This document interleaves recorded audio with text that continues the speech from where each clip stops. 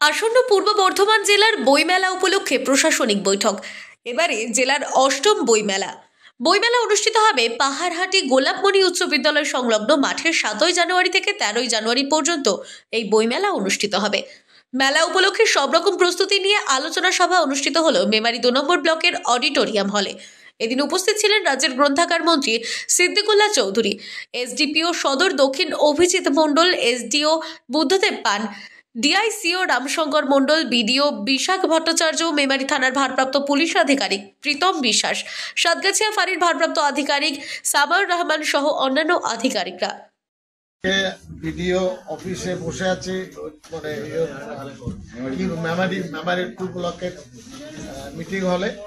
এখানে কাল্লা বর্ধমানের বোধহয় 1 না 2 আপনার এসডিও সাহেব আছেন, এসডিপিও সাহেব আছেন, বিডিও আছেন, জয়েন্ট বিডিও আছেন, ফায়ার আছে, তাছাড়া পঞ্চায়েত সমিতির, গ্রাম পঞ্চায়েত এবং জেলা সদস্যরা সবাই আছেন। আগামী 7 তারিখে এখানে মাঠ আছে,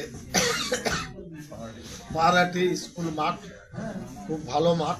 সেখানে বর্ধমান জেলার বই মেলা আমরা অনুষ্ঠিত করব।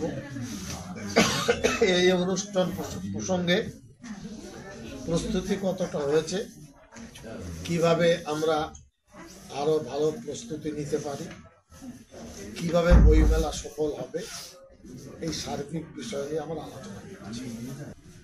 তো বইয়ের সাথে বন্ধুত্ব করলে সুস্থ স্বাস্থ্য ভালো পরিবেশ তৈরি হবে।